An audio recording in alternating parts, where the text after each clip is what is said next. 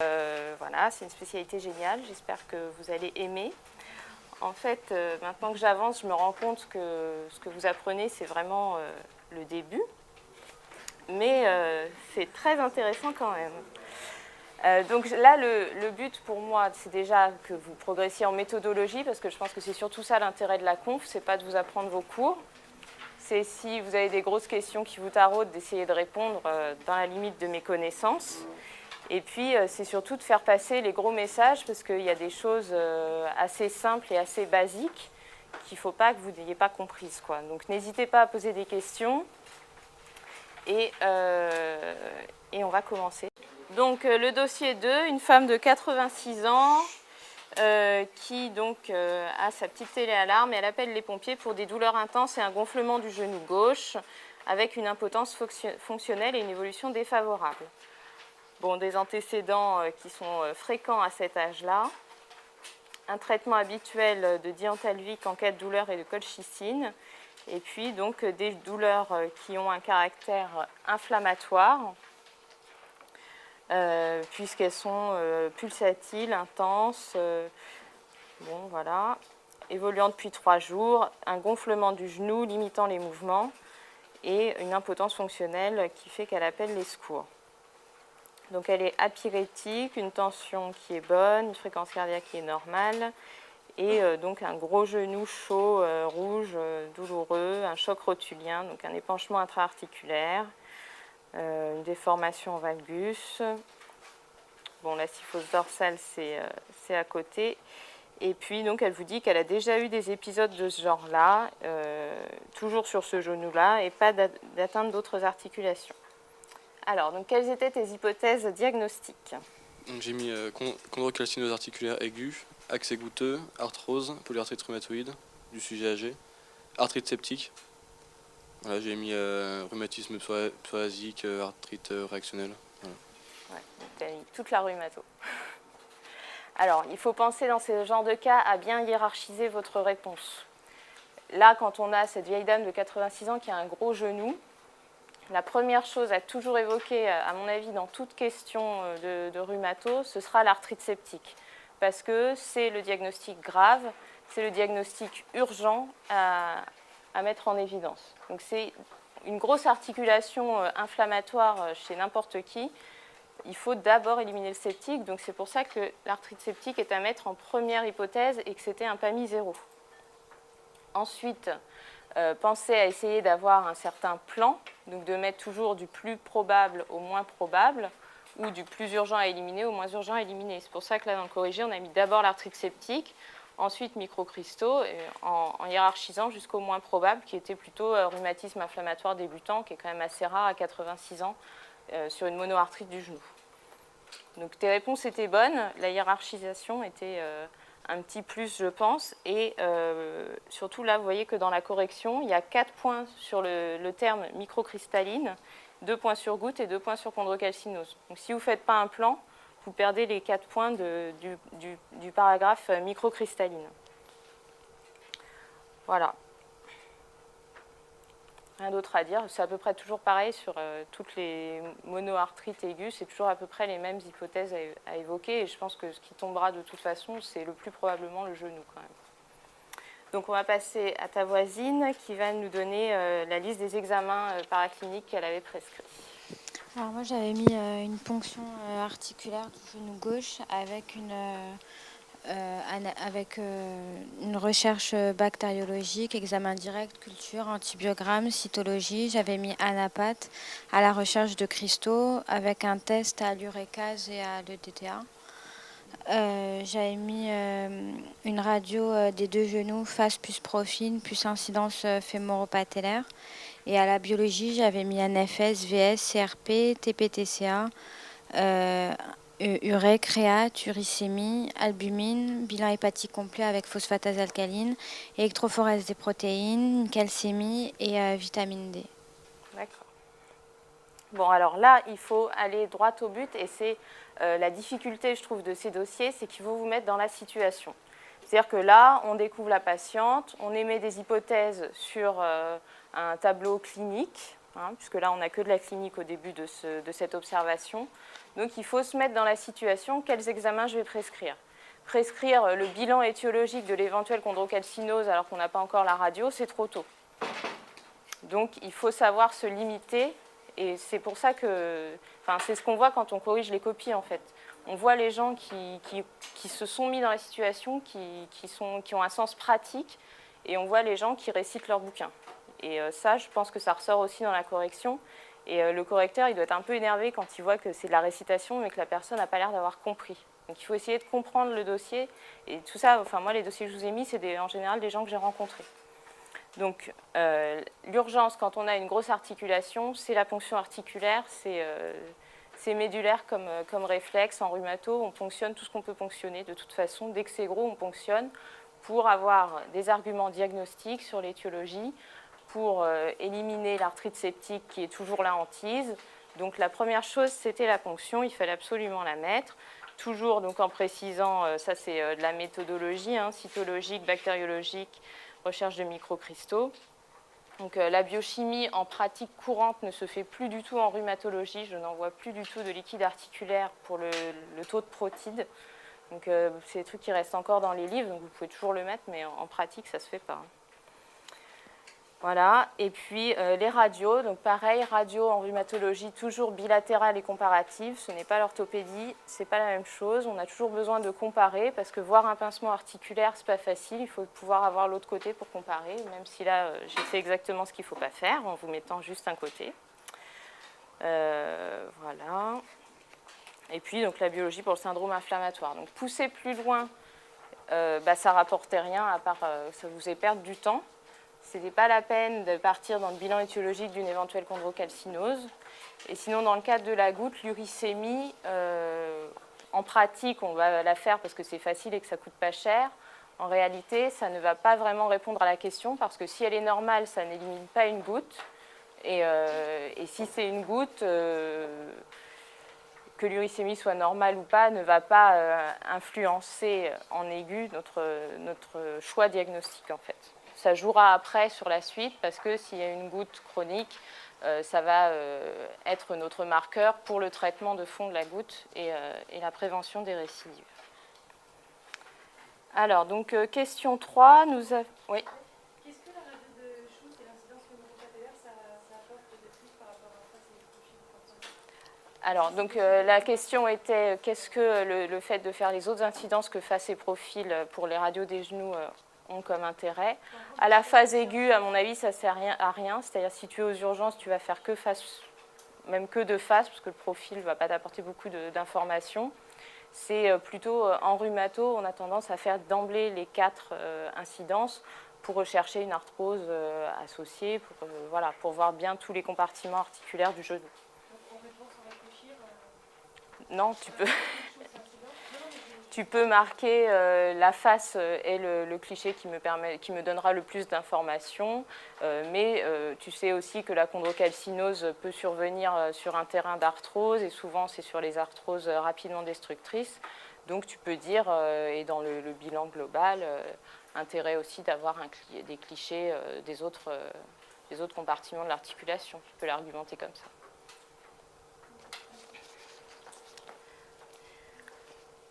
Alors donc, la biologie nous montre finalement un syndrome inflammatoire modéré avec une CRP à 32, des leucocytes normaux et pas d'autres anomalies particulières.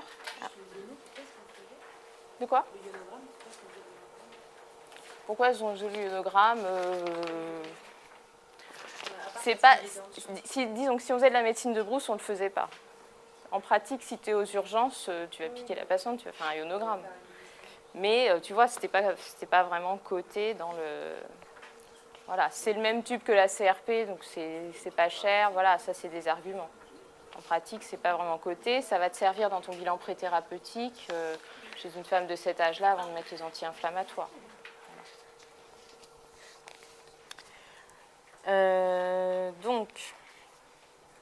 Donc on vous montre la radio que vous allez interpréter. Alors, il s'agit d'une radiographie du genou gauche de face, sur laquelle on voit des calcifications au niveau des ménisques et des plateaux fémoraux. Il n'y a pas d'ostéocondensation, pas d'ostéophyte, pas de fracture. Voilà. C'est tout ce que j'ai trouvé comme signe radio. Donc le diagnostic évoqué, c'est celui de chondrocalcinose articulaire du genou gauche. Devant le terrain, il s'agit d'une femme âgée. Les antécédents, elle a déjà eu des épisodes similaires de monarthrite du genou gauche et la radio contributive. D'accord. Donc là, faites attention, c'était une question avec 2 questions à l'intérieur, en fait, hein, puisqu'il y avait interpréter l'imagerie et quel est votre diagnostic en justifiant. Donc là, pareil, faites bien attention, toujours dans la méthode, quand vous avez une question de ce type-là, à bien vous noter, vous surligner, enfin, vous trouvez un moyen pour ne pas oublier de répondre à la moitié de la question, parce que ça vous fait perdre forcément des points.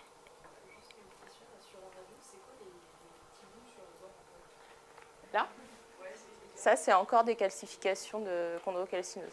Là, c'est une chondrocalcinose de malade. Hein. Enfin, non, ça, non. L'ostéophyte, il est connecté à l'os. Hein. L'ostéophyte, c'est une ossification là où, au bord du cartilage. Donc, un ostéophyte, tu aurais un truc qui va à la suite, quoi. Là, c'est séparé, donc c'est encore dans le ménisque, en fait.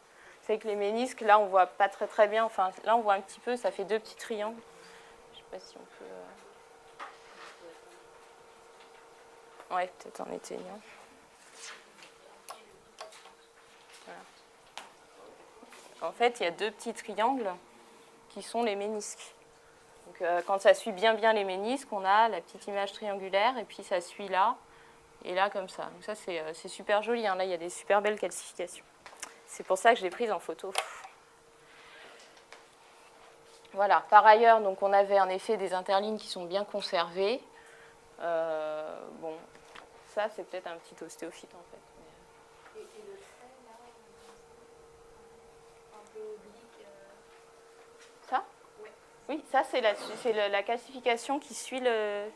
Tout ça, c'est... Alors, un liseré de chondrocalcinose, en général, tu vois plus ce trait-là et tu vois pas forcément jusque-là, en fait. Et ça arrive que ça suit... Enfin, là, c'est un peu flou, un peu cotonneux.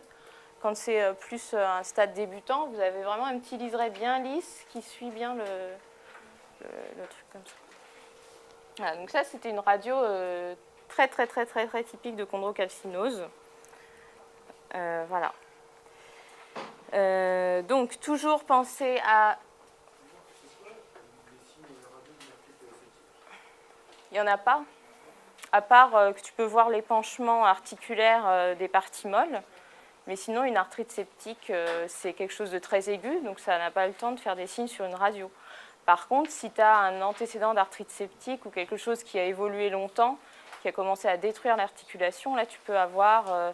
alors, tu pourras avoir toujours de la déminéralisation parce qu'il va y avoir une sous-utilisation et ça a souvent un retentissement comme ça. Tu vas avoir des érosions de l'articulation, des pincements parce que le cartilage va souffrir et tu vas avoir une destruction de ton articulation. Mais ça, c'est quand l'arthrite septique n'a pas été diagnostiquée. Donc, finalement, il meurt de son sepsis.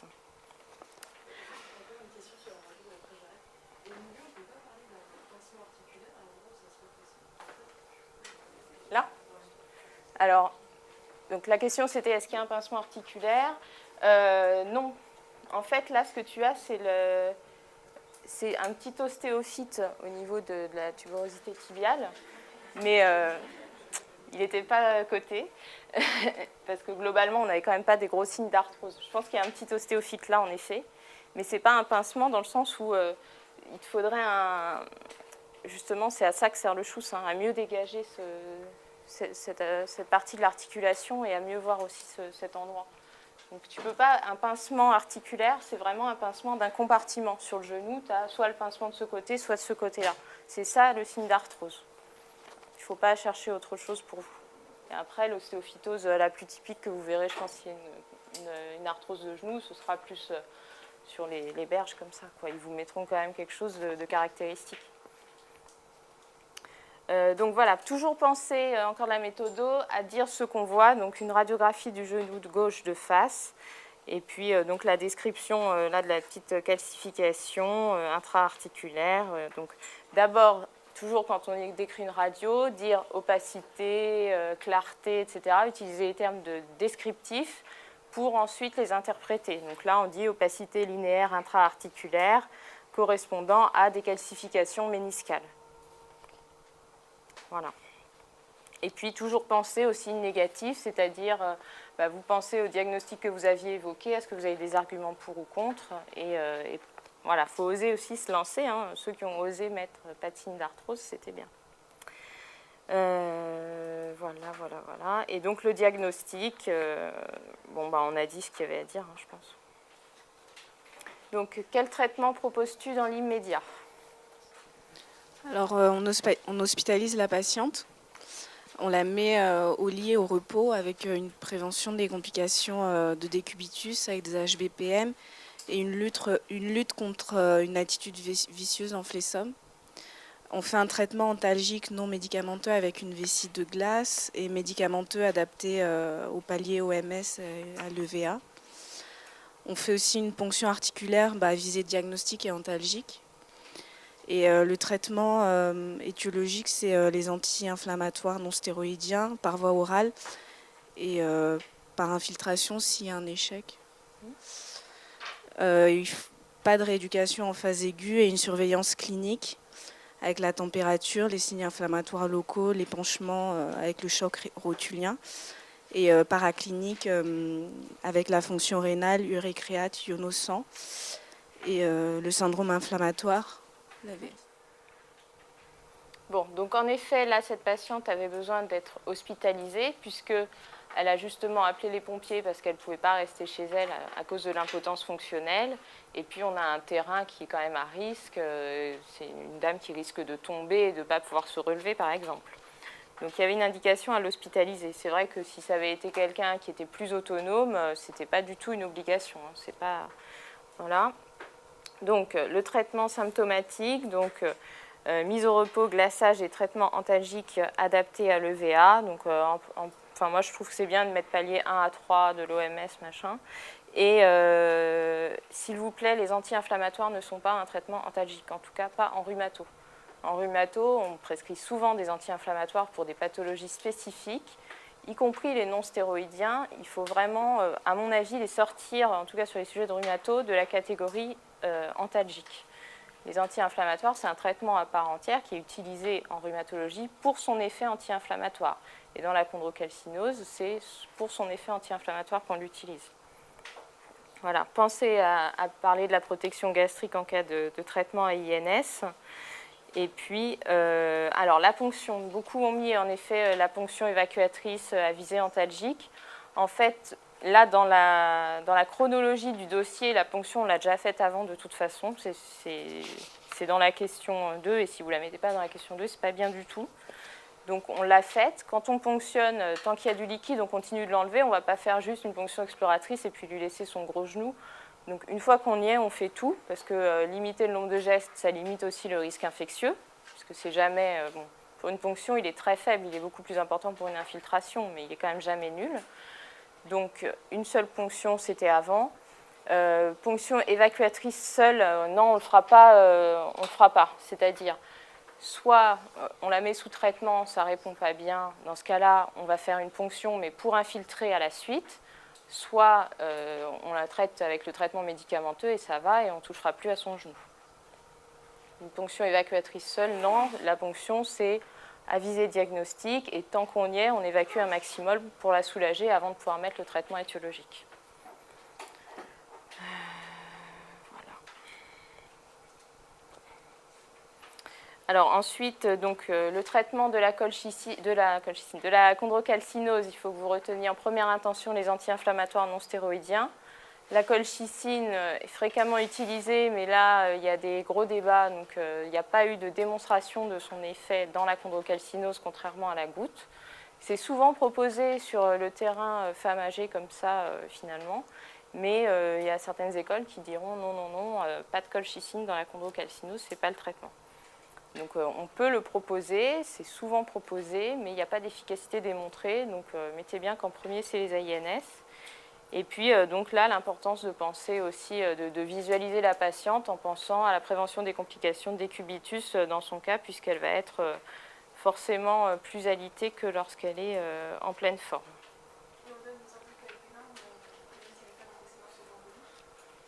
Alors la question est, y a-t-il une indication aux anticoagulants même s'il n'y a pas d'antécédent thromboembolique? La réponse est oui, anticoagulation préventive, oui. Oui.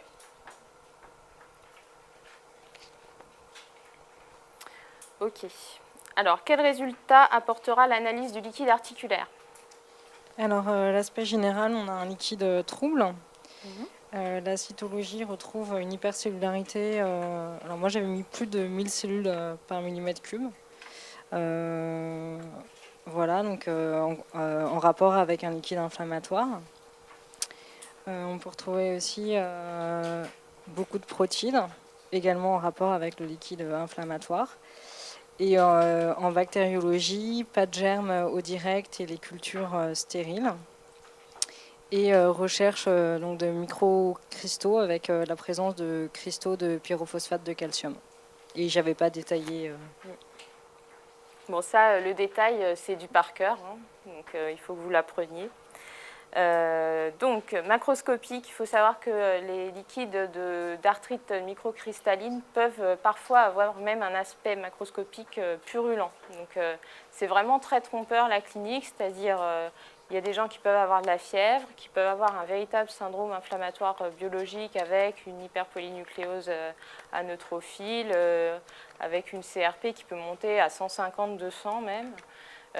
Et il y a des liquides qui peuvent être puriformes. Donc il ne faut pas s'étonner de ça dans une arthrite microcristalline, mais c'est sûr que là on a un petit peu plus peur, on fait un peu plus attention avant de mettre les anti-inflammatoires. On attend bien d'avoir les résultats, comme toujours, mais bon. Voilà. Donc liquide inflammatoire mécanique. Donc mécanique, c'est en dessous de 1000 éléments par millimètre cube. Inflammatoire au-dessus de 2000. Entre 1000 et 2000, c'est toujours un peu limite, on ne sait pas.